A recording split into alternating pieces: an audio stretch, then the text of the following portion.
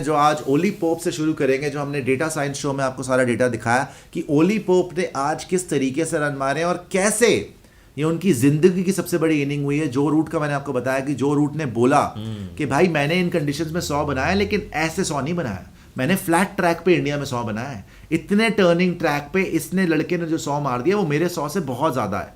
मैं ऐसे पिच पे रन नहीं बना सकता, मतलब बनाए नहीं है अभी तक, मैंने अभी तक ऐसी पिच के ऊपर रन नहीं बनाए इतने जिसने इसने 150 मार दिया है। और ये जनरेशनल नॉक है कि एक जनरेशन में पूरी ऐसी इनिंग आती है। बहुत बड़ी बात कर दी है जो रूट ने वैसे, बाय द वे। और जो रूट ने ये भी बोला है कि हम जीतने के लिए जाएंगे ये मैच, हम कोई ये नहीं है कि हम रिगड़ के आ रहे हैं, we are going for a win. तो ये दिखा दीजिए ओली पोप का, जो मैं बोल रहा हूं फिर से हम रिकैप कर देते हैं। बिफोर बैसबॉल जब से ब्रेंडन मैकलम नहीं आए थे, स्पिन के अगेंस्ट ओली पोप की एवरेज थी सिर्फ 20 रन, मतलब सिर्फ 20।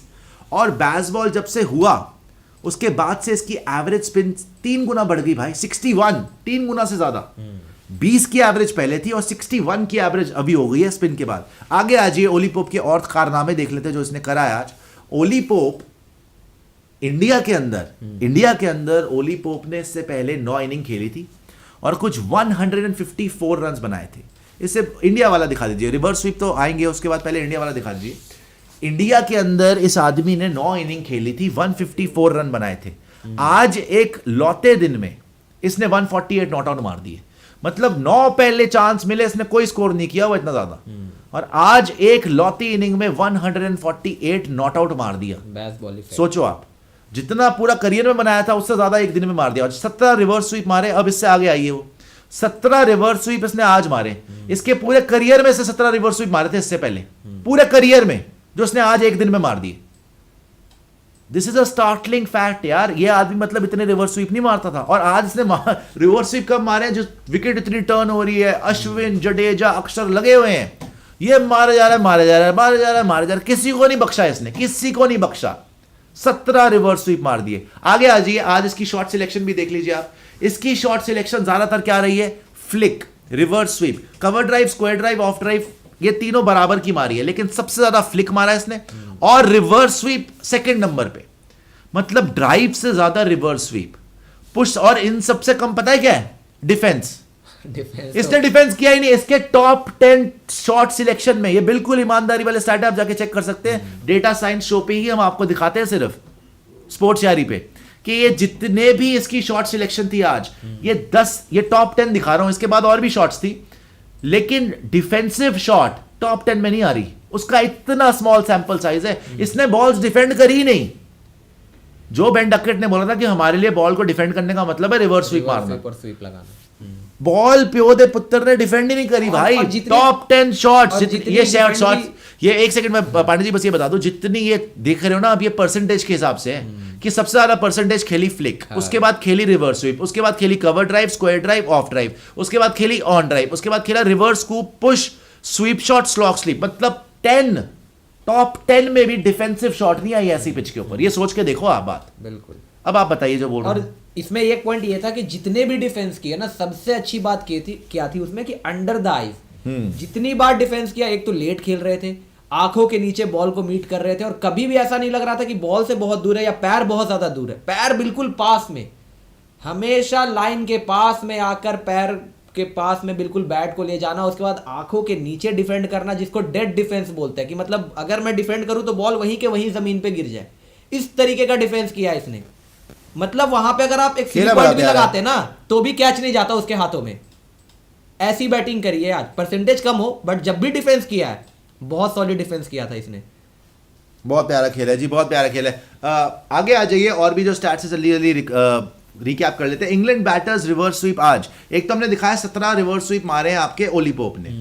टोटल रिवर्स स्वीप मारे इन्होंने 34 बार अटेम्प्ट किए इन्होंने, 57 रन बनाए इन्होंने रिवर्स स्वीप पे, और 10 बाउंड्रीज लगाई हैं भाई, 10 चौके मार दिए इंग्लैंड ने सिर्फ रिवर्स स्वीप पे। सोच के देखो। अब आप आगे आ जाइए, जल्दी से रिकैप करेंगे सारा। रविचंद्रन अश्विन, मैंने आपको पहले बताया था कि हमने, और उसकी वजह से क्या हुआ, रिवर्स स्वीप इतना मारने से हमारे बॉलर्स की लाइन लेंथ बढ़ गई। 45 बॉलें ऐसी हुई है जो या तो शॉर्ट ऑफ अ लेंथ थी या फुल लेंथ थी। 35% balls out of Ravichandran Ashwin whole kitty were either short और फुल लेंथ। उसके आगे आ जाइए Akshar Patel, same with Akshar Patel, even higher, short ball और फुल लेंथ बॉल मिला के 40 शॉट, या तो शॉर्ट बॉल थी या फुल लेंथ थी, 40 ऐसी बॉलें हुई, 44.45%। इसीलिए इनको इतनी मार भी पड़ी है। इनकी लाइन लेंथ इतनी डिस्टर्ब कर दी इन लोगों ने, reverse sweep, slog sweep, reverse scoop, सब कुछ मार मूर के कि इनको लेंथ ही भुला दी। जो हमने पहली इनिंग में 70% गुड लेंथ पे बॉल करी थी और इंग्लैंड ने 50%, वो नहीं हुआ आज। तो भाई बड़ी बुरी पिटाई हुई है। और जैसा कि मैंने पहले भी बताया आपको कि बड़े अरसे के बाद, 10-11 साल के बाद आपको कोई विजिटिंग टीम ऐसी आई है जिसने थर्ड इनिंग में जाके 300 प्लस मार दिया और अभी भी बैटिंग कर रहे हैं। अब लाख बात की सबसे बड़ी बात, अच्छा ये तो आप दिखा दिया था आपने, आ जाइए फुल स्क्रीन पे आ जाइए, सारा मेरे ख्याल से हो गया। बेसबॉल वर्सेस इंडिया भी हमने आपको बताया कि भाई इंग्लैंड का फर्स्ट सेशन 6 रन पर ओवर गया, इंग्लैंड का सेकंड सेशन 2.76 रन पर ओवर गया। फर्स्ट सेशन मतलब कि जब हम इंडिया आए आज बैटिंग करने, हम 175 की लीड लेके आए थे, 175 की लीड है, वहां पे टुक टुक करनी शुरू कर दी जडेजा ने, टुक टुक टुक टुक टुक टुक टुक टुक, उसका 100 नहीं बना। आप निबड़ गए 175 में, सिर्फ 15 और ऐड करे 190 पे निबड़ गए, है ना। वो बैटिंग करने आ गए पहले सेशन में, उन्होंने 15 ओवर में 89 मार दिए, 6 रन पर ओवर तक, 6 रन पर ओवर के हिसाब से उन्होंने 89 for 1 हो गए वो, जहां क्रॉली ने मारा, डकेट ने मारा, है ना। सेकंड सेशन में आपने विकेट्स ली, स्पेशली बुमराह ने आपको आपके स्पिनर इफेक्टिव नहीं रहे वैसे आज, आपको मैच में वापस लाया जसप्रीत बुमराह, तो बुमराह ने वहां पे आउट कर दिया भैया किसको, डकेट को बोल्ड मार दिया, और फिर किसको आउट कर दिया, सबसे बड़े खिलाड़ी जो रूट को। वहां से हालत खराब हो गई इंग्लैंड की। तो सेकंड सेशन गया, इनका रन रेट थी 2.76। थर्ड सेशन में लेकिन पोप ने बोला कि नो भाई, ओली इज लाइक कोहली, अब मैं जिताऊंगा मैच अकेला, मारता गया और थर्ड सेशन में भी बेसबॉल रंग लाया, 4.12 रन्स। लेकिन ये जो कुशन मिला ना थोड़ा बहुत, वो क्रॉली और डकेट को बहुत आपको वो देना चाहिए श्रेय, बिकॉज 190 में से 90 तो वो ही काट गए ना, उन्होंने उतार दिया, 15 ओवर में काट गए थे ऊपर से ही 15 ओवर में आपको पता भी नहीं लगा कि एक झटके में 10-15 ओवर में आपके खत्म कर दी उन्होंने लीड, बचा क्या फिर, आधी लीड काट दी उन्होंने पहले सेशन में, आधी लीड। बेसबॉल का सबसे बड़ा इफेक्ट है, और इसी वजह से खतरा जो आपको मंडरा रहा है कि कहीं कल आपने पहले आधे घंटे में विकेट्स नहीं ली, 5-6 ओवर ये खेल गए, ये 25-30 रन बना देंगे, ये अभी 126 पे तुरंत 160 पहुंच जाएगा मामला आधे घंटे के अंदर। सही बात, ये इस तरीके से खेलते हैं, और यही सबसे बड़ा एक रेड अलर्ट है जो इंडिया को देखना पड़ेगा कि आप जितना जल्दी हो सके विकेट निकालो। अब मैं पांडे जी आपसे सच्ची बोल रहा हूँ, दिल पे हाथ रख के, कल आपको क्या लग रहा है कि इंग्लैंड हमें कितने का टारगेट देने वाली है? बहुत बड़ा सवाल है, ऑब्वियसली कोई प्रेडिक्ट नहीं कर सकता, लेकिन आपके दिल से क्या आवाज आ रही है कि कितना होएगा कल, ये कितना रन बना लेंगे कल, टारगेट क्या देंगे? 200 मुझे लग रहा है, 190, हाँ 180-190 के आसपास, मुझे लग रहा है 200 जाएंगे, 200 पार कर जाएंगे जिस तरीके से आज खेले है ना। या तो यार देखो, या तो ये 140-45 में निबट जाएंगे कि 126 में ज्यादा ऐड, जैसे हमने करा कि 15 रन ऐड हुए, बात खत्म हो गई। कल हम आए बिल्कुल, हमें चंडी चढ़ी हुई, सबको वही वाले आए दुर्गा के रूप में, ऐसे की तैसी कर दे सबकी। लेकिन जिस तरीके से ये मैच टर्न हुआ है ना, ओली पोप जो खेला है, रेहान जो फाइट दे रहा है, बाकी भी मुझे नहीं लगता है कि इनके लिए बहुत बड़ी बात है कुछ 40-50 रन यहाँ पे ऐड करना। नहीं वो तो कर देंगे, वही मैं आपको बताया ना कि 7-8 ओवर अगर ये खेल गए, विकेट अगर आपने नहीं ली 8 ओवर में 40 200 के लिए तो 74 ही बचे है ना, 74 और तो बना सकते। पहले आधे घंटे में विकेट नहीं आई तो बड़े आराम से 200 बना दें। अच्छा, अगर 200 बन गया, आप कितनी आसानी से चेस करोगे? 200 बन गया तो भी मैं कहूंगा कि जब तक 200 तक मामला है, 200 में भी आपको जीतना चाहिए। थोड़ी सी आपको मुश्किल आ सकती है, ऊपर से 2-3 विकेटें या फिर कहीं आप फंस सकते हो, लेकिन ऐसा नहीं है कि इंडिया मैच से बाहर हो जाएगा या आप हार जाओगे, ऐसा कुछ नहीं होने वाला।